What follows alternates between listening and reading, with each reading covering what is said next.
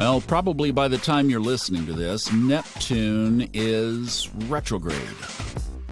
Hi, welcome to the Fun Astrology Podcast. Thomas Miller here, beginning the first of 160 days of Neptune's retrograde 2022 version. I was thinking about this. If you took 160 times 2, that's 320. Sorry about the early math. That's darn near a full year. So it equates to about 40% of the year Neptune is in retrograde.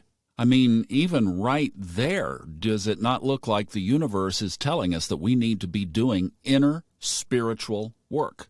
And that's what Neptune calls us to. Liz Green's book on Neptune was all about the redemption of the soul, returning to source, finding our way back into the deep water from which we came. It's a great journey inward, but it also, if we were to do it all the time, would make us functionless on planet Earth. So that's why this metaphor is really beautiful, because it's saying, do your spiritual work, make it a big part of your life, nearly half of it, and then go live your life through your physical body in the physical world.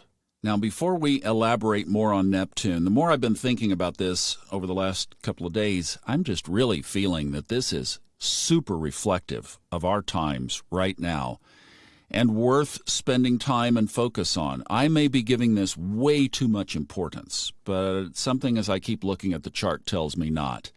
Retrograde begins today at 3:55 this morning Eastern Time. It will be at 25 degrees, 26 minutes on my chart, 27 in my Honeycomb Almanac. That puts it directly by degree semi-sextile to Mars in Aries, semi-sextile by a degree of orb to Saturn in Aquarius, putting it right at the midpoint, or basically like a conjunction between the two ancient malefics. It also is trine to the south node in Scorpio, making it sextile to the north node in Taurus. And, one more, the moon is at 28 degrees Gemini. It changes signs later this morning, so that puts Neptune retrograde square to the moon. So on that lunar note, it enters Cancer at 7:53, but the new moon is at 7:23 this morning. So the new moon in Gemini, 7:23 this morning, then it moves into Cancer at 7:53.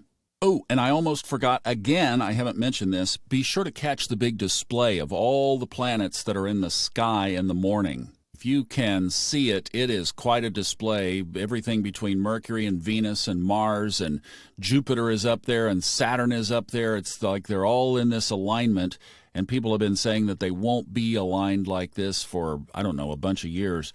But if you'd like to see that in the morning sky, be sure to catch that. It basically kind of fades out this week. So one of the things about this moment at 3:55 a.m. this morning is it really becomes the natal chart of the next 160 days from a Neptunian perspective. So if it is at the midpoint of Saturn and Mars, now that's basically like saying conjunct the two of them together. Does that make sense? If you took Saturn and Mars and put them together, Neptune would be conjunct that. That's kind of the basic way of explaining a midpoint. It's like conjunction energy to both planets. Maybe that's a better way of saying it. It is cooperatively aspected to the south node in Scorpio, and we haven't seen the full story of that one yet. Now, the square to the moon, so the moon is getting ready to enter its own sign, but it still is in Gemini as of this natal chart, if you will. And remember, if we're looking at it this way, the moon represents you and me, the people, our souls, individually and collectively. Now, let's paint some more Neptunian pictures here, and I mentioned yesterday I went to Safariel's Manual of Astrology for this. This is 1800s kind of writing, but it's also the type of astrology that Robert Glasscock even uses for his type of interpretations of the signs, the planets, and the houses. So here's some stuff on Neptune. And remember, I have it on my sun, the same degree, so I'll tell you when it's on and when it's off. Most of this is on. Neptune is nervous, susceptible, aesthetic, neurotic, inconstant. Inconsistent, in other words, warm, moist, and fruitful. I would say at times, mostly yes. Now, as we're listening to this, we need to be thinking about ourselves individually, yes, obviously, always starting there, but we also need to be thinking about the world we live in because everybody is affected by this retrograde. This is super important. Neptune governs the telepathic and psychometric functions. Let's put it in terms we can understand. Fun astrology terminology. My buddy Hemet says the home office. Neptune controls our antenna to the home office. It's our intuitive perception.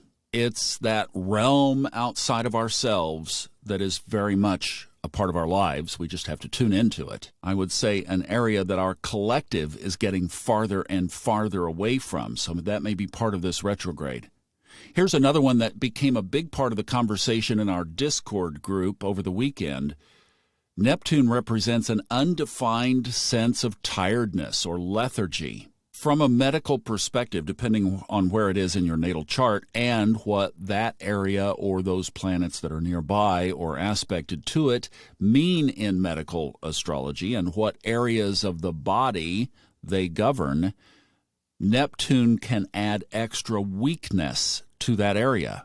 I have the Sun in Scorpio in the 5th house, which is ruled by Leo, and as I mentioned, Neptune and Mars are sitting right on top of that Sun.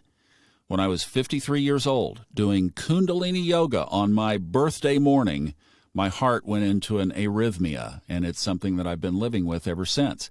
Come to find out, all of that fits the chart right down the line. So that's what Safariel is saying here, is that area could put an extra strain on either characteristics of that. So like if I had known this 20 or 30 years ago, I needed to be on the side of a mountain singing Kumbaya my whole life instead of running around the country producing television shows in a very stressful, high-velocity lifestyle. That's why I want so many of you to learn this so you can teach it to your kids. Raise them consciously. All right. It also rules the lymphatic system, the pineal gland. See, that's the connection point. That's where the antenna connecting to the home office hits us, the pineal gland, the thymus, and the spleen. It's also directly connected with infections, poisons, toxins, and the adrenals. Okay, so there's that whole package of our wellness, see?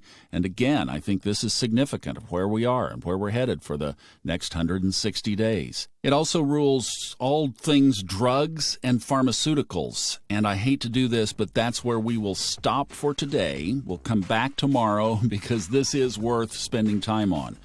Wonder drugs, medications that you are on, pharmaceutical mandates, psychedelics. Let's talk about all of that tomorrow. Have a great day. We are picking Neptune apart because we need to. Have a great day. New moon, 7:23. Moon moves into Cancer 30 minutes later. Have a good one.